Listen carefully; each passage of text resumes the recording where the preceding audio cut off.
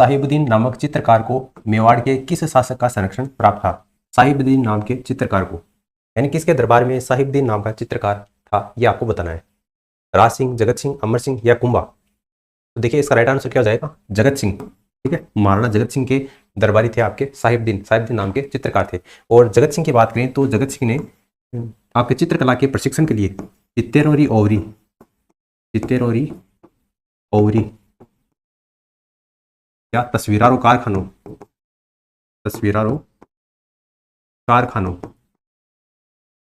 इसकी स्थापना की थी। चित्तेरोरी ओवरी या तस्वीरारो कारखानों की स्थापना किसके द्वारा की गई थी? तो महाराणा जगत सिंह प्रथम के द्वारा की गई थी। ठीक है, तो साहिबुद्दीन नाम का जो चित्रकार है ये महाराणा जगत सिंह, इसका आंसर हो जाएगा। ये पिछली बार जो सीईटी की एग्जाम हुई थी ग्रेजुएशन लेवल की, उसमें पूछा गया था। अगला प्रश्न देखिए, मारवाड़ राज्य में किस प्रकार के सामंतों को रेख, हुक्मनामा और चाकरी 3 पीढ़ियों के लिए मुक्त किया जाता था? मारवाड़ राज्य की बात हो रही है, किस प्रकार के सामंतों को रेख, हुक्मनामा और चाकरी से 3 पीढ़ियों के लिए मुक्त किया जाता था, ये आपको बताना है। देखिए मारवाड़ में सामंतों की जो श्रेणियां है वो मुख्य रूप से 4 प्रकार की होती थी। एक आपकी राजवी प्रकार के सामंत होते थे, एक आपके सरदार प्रकार के सामंत होते थे, एक आपके गनायत और मुत्सदी।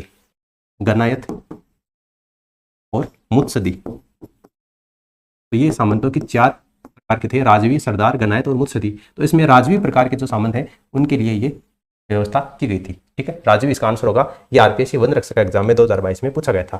फिर अगला प्रश्न देखिए, मेवाड़ राज्य में महकमा खास की स्थापना की थी? मेवाड़ राज्य में महकमा खास की स्थापना कौन से महाराणा ने की थी, ये आपको बताना है। पिछली बार सीईटी के एग्जाम में ये प्रश्न पूछा जा चुका है। महकमा खास का गठन किसने किया था? देखिए एक है महकमा खास और एक है इजलास खास। इन दोनों के बारे में आपको पता होना चाहिए। पिछली बार महकमा खास के बारे में पूछा गया था, तो हो सकता है इस बार आपको इजलास खास के बारे में पूछ लिया जाए। इजलास खास की बात करें तो इसका गठन महाराणा सज्जन सिंह ने किया था, सज्जन सिंह। ठीक है, जबकि महकमा खास का गठन किसने किया था? महाराणा शंभू सिंह के द्वारा किया गया था। तो महाराणा शंभू सिंह क्या हो जाएगा, इस प्रश्न का राइट आंसर हो जाएगा। अगला प्रश्न देखिए, निम्नलिखित में से कौन सा अभिलेख है जो कि चित्तौड़ के प्रारंभिक इतिहास के ऊपर प्रकाश डालता है? चित्तौड़गढ़ के प्रारंभिक इतिहास के ऊपर प्रकाश डालता है, कौन सा अभिलेख है?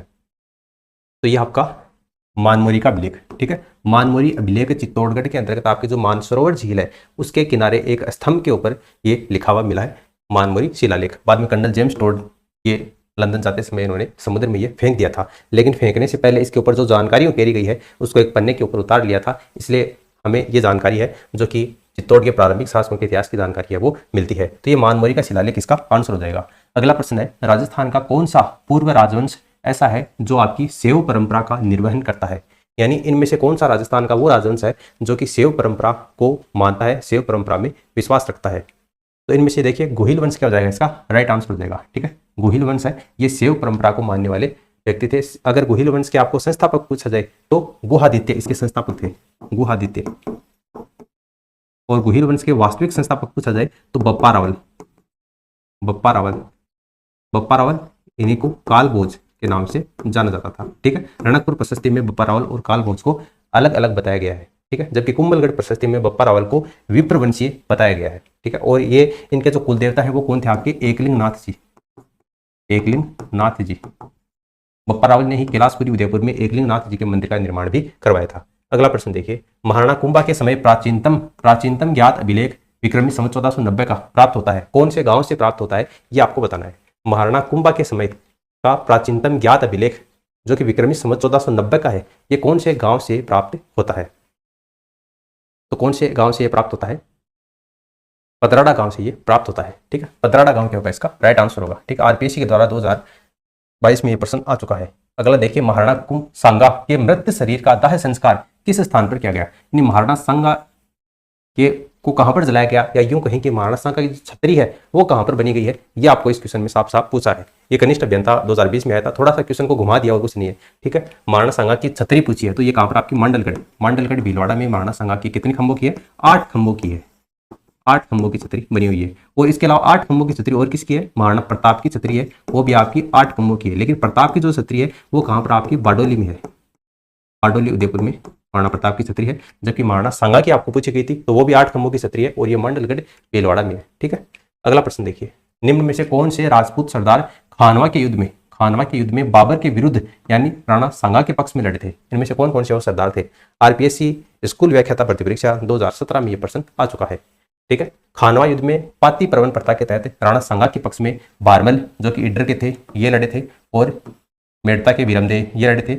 बिक्का और लोणकरण का संबंध इनसे नहीं है, यानी ऑप्शन आपका पहला और दूसरा कोट हो जाएगा। तो पहला दूसरा देखिए इसमें दे रखा है, यानी ऑप्शन जो फर्स्ट है ये इसका आंसर हो जाएगा। खानवा युद्ध 1527 की बात हो रही है। 17 मार्च 1527 को राणा सांगा और बाबर के बीच में युद्ध हुआ था, जिसमें बाबर की आपकी इसमें विजय हुई थी। ठीक है, तो ऑप्शन फर्स्ट इसका आंसर हो जाएगा। अगला प्रश्न देखिए, चावंड महाराणा प्रताप की कितने वर्षों तक राजधानी रही थी? देखिए चावंड राजधानी बनी कब थी? महाराणा प्रताप ने राजधानी बनाई थी 1585 में। 1585 लेकर 1613 तक चावंड है ये मेवाड़ की राजधानी रही थी। लेकिन महाराणा प्रताप के बारे में पूछा है आप। ठीक है, महाराणा प्रताप की राजधानी कितने वर्षों तक रही थी? तो महाराणा प्रताप शासक देखिए 9 मई 1540 को तो महाराणा प्रताप का जन्म हुआ था। ठीक है, शासक कब बने थे? 1572 को। ठीक है, और राजधानी कब बनाया गया था? 1585 को। महाराणा प्रताप की मृत्यु कब हुई थी? 1597 को। ठीक है, 19 जनवरी 1597 को महाराणा प्रताप की मृत्यु हो गई थी। तो 97 तक रही थी और 85 में बनी थी। तो 85 में 97 में आप कितना अंतर है आपका? 12 का डिफरेंस है। ठीक है, 85 से 95 10 साल और 2 साल यानी कि 12 का डिफरेंस है, यानी 12 वर्ष तक ये राजधानी रही थी। कितना बढ़िया प्रश्न पूछा है आपको। चावंडे 1613 तक रही थी, लेकिन अमर सिंह के काल तक रही थी। अमर सिंह प्रताप बाद में महाराणा प्रताप के बाद में शासक बना था, लेकिन आपको वो नहीं पूछा है महाराणा प्रताप की राजधानी कितने वर्षों तक रही थी, आपको केवल इतना ही पूछा है। तो 1585 में बनी थी और 1587 तक महाराणा प्रताप शासक रहे थे। इसका मतलब 12 वर्षों तक ये राजधानी रही थी। देखिए 2022 में, 21 में, 17 में ये प्रश्न लगातार पूछा जाता है, तो आपको ये ध्यान में रखना है। फिर देखिए अगला प्रश्न है, महाराणा प्रताप के किस सौतेले भाई को अकबर ने जहाजपुर की जागीर प्रदान की थी? ठीक है, कनिष्ठ अभियंता 2022 में ये प्रश्न आ चुका है। देखिए शासक कौन थे? पहले उदय सिंह थे। उदय सिंह, इसकी एक रानी थी आपकी कौन सी? धीरबाई या इसी को भटियानी रानी के नाम से जानते हैं। इसका पुत्र कौन था आपका? जगमाल। जबकि उदय सिंह की रानी थी एक जयवंताबाई। इसका पुत्र कौन था आपका? प्रताप। जब 1572 में उदय सिंह की मृत्यु हुई तो कुछ विशेष प्रभाव था धीरबाई रानी भटियानी का उदय सिंह के ऊपर, इसलिए जगमाल को उत्तराधिकारी घोषित कर दिया। लेकिन बाद में मेवाड़ के जो सामंत हैं उनके द्वारा जयवंताबाई के पुत्र किक्का, जिसको महाराणा प्रताप के नाम से जानते हैं, इसको उत्तराधिकारी बना दिया गया। इसलिए ये जो जगमाल है ये किसकी शरण में चला गया था? अकबर की शरण में चला गया था। इसलिए ये किसका? इसका सौतेला भाई हो गया, क्योंकि ये दूसरी माता से है और ये दूसरी माता से है। ठीक है, तो प्रताप का सौतेला भाई हो गया। इसलिए बाद में अकबर ने इस जगमाल को जहाजपुर की जागीर प्रदान की थी। तो ये जहाजपुर की जागीर वो किसको प्रदान की गई थी? जगमाल को प्रदान की गई थी, जो कि धीरबाई या रानी भटियानी का पुत्र था। ठीक है, अगला प्रश्न देखिए, मेवाड़ के किस महाराणा ने अजमेर दरगाह के लिए 4 गांव अनुदान में दिए थे? मेवाड़ के वो कौन से महाराणा हैं जिसने अजमेर दरगाह के निर्माण के लिए 4 गांव अनुदान में दिए थे, यानी दान में दिए थे? ये आपको बताना है। ठीक है, संग्राम सिंह, जगत सिंह द्वितीय, फतेह सिंह या अमर सिंह द्वितीय? तो कौन हो जाएंगे आपके? जगत सिंह द्वितीय। ठीक है, जगत सिंह द्वितीय। मेवाड़ के महाराणा जगत सिंह द्वितीय ने अजमेर दरगाह के निर्माण के लिए 4 गांव अनुदान में दिए थे। और जगत सिंह शासक कब बने थे? 1734 के अंतर्गत, और 1751 तक ये जगत सिंह द्वितीय शासक रहे थे।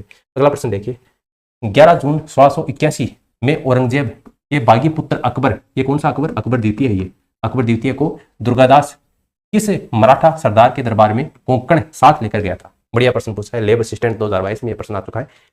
11 जून 1681 को औरंगजेब के बागी पुत्र, यानी कि उसने विद्रोह कर दिया था औरंगजेब के खिलाफ, अकबर द्वितीय ने, तो अकबर द्वितीय को दुर्गादास राठौड़ किस मराठा सरदार के दरबार में कोंकण लेकर गए थे? ठीक है, तो ये संभाजी के दरबार में लेकर गए थे। बढ़िया प्रश्न है, फिर से एग्जाम में रिपीट हो सकता है, संभाजी। अगला प्रश्न देखिए, मेवाड़ के किस महाराणा के शासनकाल में मेवाड़ महाराणाओं के साथ में सती होने की अंतिम घटना? ठीक है, और ये सती होने वाली कौन थी? एंजाबाई। ये मेवाड़ राजघराने में सती होने की अंतिम घटना मिलती है।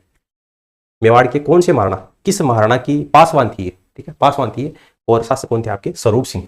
तो मेवाड़ के महाराणा स्वरूप सिंह की पासवान थी एंजाबाई, जो कि स्वरूप सिंह के साथ में बाद में सती हो गई थी, और ये मेवाड़ के महाराणाओं में सती होने वाली अंतिम घटना है। ठीक है, तो ये आपको एंजाबाई ध्यान में रखना है।